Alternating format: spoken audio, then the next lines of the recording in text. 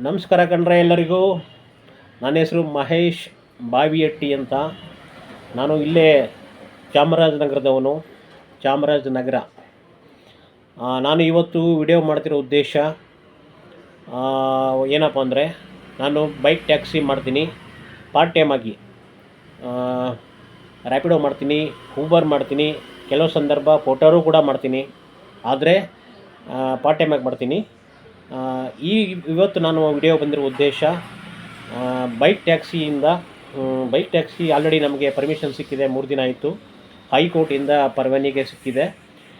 ಹಾಗಂತೇಳಿ ಕೆಲವು bike taxi ಹುಡುಗರಿದ್ದಾರಲ್ಲ, ಈ ತುಂಡು ಹುಡುಗರು ಅಂತಾರೆ, ತುಂಡೈಕ್ಳು, ಈ ಬಿಸಿ ರಕ್ತಿ ಹುಡುಗರು, ಬೈಕ್ ಟ್ಯಾಕ್ಸಿಗೆ ಪರವಾನಗಿ ಸಿಕ್ತು ಅಂತ ಮೆಟ್ರೋ ಸ್ಟೇಷನ್ಗಳಲ್ಲಿ, ರೈಲ್ವೆ ಸ್ಟೇಷನ್ಗಳಲ್ಲಿ, ಮತ್ತು ಈ ನಮ್ಮ ಆಟೋ ಬಾಂಧವರು ಎಲ್ಲೆಲ್ಲಿ ಜಾಸ್ತಿ ಇರ್ತಾರೆ ಮೆಜೆಸ್ಟಿಕ್ಗಳಲ್ಲಿ, ಅಲ್ಲಿ ಹೋಗಿ ಅವ್ರ ಮುಂದೆನೇ ಗಾಂಚಲಿ ತೋರಿಸ್ತಾ ಅಲ್ಲೇ ಹೋಗಿ ಡ್ರಾಪ್ ಮಾಡೋದಾಗಲಿ, ಆ ಆಟೋ ಮುಂದೆನೇ ಹೋಗ್ಬಿಟ್ಟು ಆಟೋದವ್ರು ಎಲ್ಲರೂ ನಿಂತಿರ್ತಾರೆ, ಅಲ್ಲೇ ಹೋಗಿ ಪಿಕಪ್ ಮಾಡೋದಾಗಲಿ ದಯವಿಟ್ಟು ಮಾಡೋಕ್ಕೆ ಹೋಗ್ಬಿಡಿ. ಕಾರಣ ಏನಪ್ಪ ಅಂದರೆ, ಎಂಥವ್ರಿಗೂ ಕೋಪ ಬಂದೇ ಬರ್ತದೆ. ನೀವು ಅಲ್ಲಿ ಹೋಗಿ ಪಿಕಪ್ಪು ಡ್ರಾಪ್ ಮಾಡಿದಾಗ ಅವರು ವೇಟಿಂಗ್ ಲಿಸ್ಟಲ್ಲಿ ಕಾಯ್ಕೊಂಡಿರ್ತಾರೆ. ಅವ್ರಿಗೆ ಆರ್ಡ್ರ್ ಸಿಕ್ಕಲ್ಲ, ನಮ್ಗೆ ಆರ್ಡ್ರ್ ಸಿಕ್ಕಿರುತ್ತೆ. ಅವ್ರಿಗೇನಾಗಿರ್ಬೇಡ, ನಾವು ಅಷ್ಟೊಂದಿಂದ ಕಾಯ್ತಾ ನಿಂತಿದ್ದೀವಿ, ಈಗ ಕರ್ಕೊಂಡು ಹೋದ. ನೀವು ಮಾಡೋದು ಉದ್ದೇಶ ಹೆಂಗಿರ್ತದೆ ಅಂತಂದರೆ, ನೀ ಏನು ಮಾಡ್ಕೊತೀಯ, ಕಿತ್ಕೊತೀಯ, ನಾನು ಇಲ್ಲೇ ಬಂದು ಇದು ಮಾಡ್ತೀನಿ, ಕೋರ್ಟಿಂದ ಆದೇಶ ಸಿಕ್ಕಿದೆ, ನೀ ಏನು ಮಾಡ್ತೀಯ ಅನ್ನೋ ರೀತಿಯಾಗಿರುತ್ತೆ.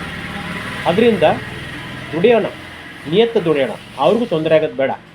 ಎಲ್ಲೆಲ್ಲಿ ಈಗ ಬೈಕ್ ಟ್ಯಾಕ್ಸಿ ಸಂದಿ ಗಲ್ಲಿಲ್ಲಿ ಹೋಗ್ಬೋದು, ಎಲ್ಲಿದೆ ಅಲ್ಲಿ ಪಿಕಪ್ ಮಾಡಿ, ಡ್ರಾಪ್ ಮಾಡಿ. ಆದರೆ ಯಾವುದೇ ಕಾರಣಕ್ಕೂ ನಾನು ಹೇಳೋ ಜಾಗಗಳಲ್ಲಿ ಬೇಕು ಅಂತ ಕೋರ್ಟಿಂದ ಆದೇಶ ಬಂದಿದೆ ಅಂತ ಹೇಳಿಬಿಟ್ಟು ಅವ್ರ ಮುಂದೆ ಹೋಗಿ ದರ್ಪದಿಂದ ಪಿಕಪ್ಪು ಡ್ರಾಪು ಮಾಡೋಕ್ಕೆ ಹೋಗ್ಬಿಡಿ. ದಯವಿಟ್ಟು ಇದನ್ನು ನಾನು ಕೈ ಮುಗಿ ಕೇಳ್ಕೊತೀನಿ, ಈ ಕೆಲಸ ಮಾಡೋಕ್ಕೆ ಹೋಗ್ಬಿಡಿ. ಎಂಥವ್ರಿಗೂ ಕೋಪ ಬಂದೇ ಬರ್ತದೆ ರೀ.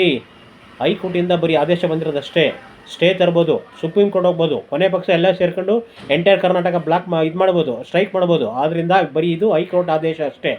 ಯಾವುದೇ ಕಾರಣಕ್ಕೂ ಈ ಥರ ಗಾಂಜಿಲೆಲ್ಲ ಮಾಡೋಕ್ಕೆ ಹೋಗ್ಬಿಡಿ. ನಾನು ನೋಡಿದ್ದೀನಿ ಎಷ್ಟೋ ಹುಡುಗರು ಅಲ್ಲೇ ಅಲ್ಲಿ ಏನು ಮಾಡ್ತಾನೆ ಅಲ್ಲೇ ಹೋಗ್ಬಿಟ್ಟು ಡ್ರಾಪ್ ಆಗಲಿ ಪಿಕಪ್ ಮಾಡೋದಾಗಲಿ ಎಂಥವ್ರ ಕೋಪ ಬಂದೇ ಬರ್ತದೆ, ಎಂಥವ್ರಿಗೂ ಕೋಪ ಬಂದೇ ಬರ್ತದೆ.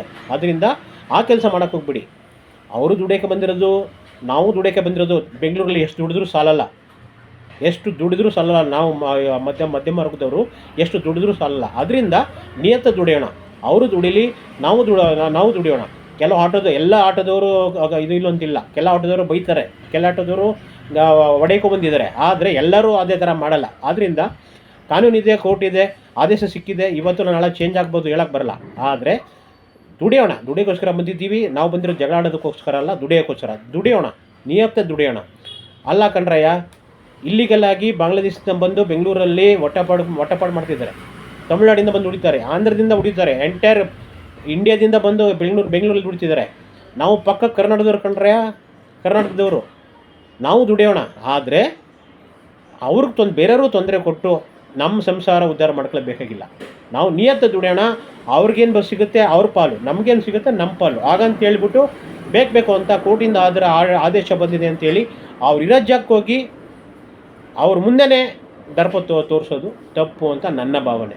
ಇದು ನಿಮ್ಮ ಅಣ್ಣನಾಗಿ ನಾನು ನಿಮ್ಗೆ ಹೇಳ್ತಾಯಿದ್ದೀನಿ. ಎಸ್ಪೆಷಲಿ ಬೈಕ್ ಟ್ಯಾಕ್ಸಿ ತುಂಡೈಗಳಿಗೆ ಮಾತ್ರ ನಾನು ಹೇಳ್ತಿರೋದು. ದಯವಿಟ್ಟು ಈ ಕೆಲಸ ಮಾಡೋಕ್ಕೆ ಹೋಗ್ಬಿಡಿ ಅಂತ ಹೇಳ್ತಾ ಈ ಮಾತನ್ನು ಮುಗಿಸ್ತಿದ್ದೀನಿ. ಜೈ ಹಿಂದ್, ಜೈ ಕರ್ನಾಟಕ.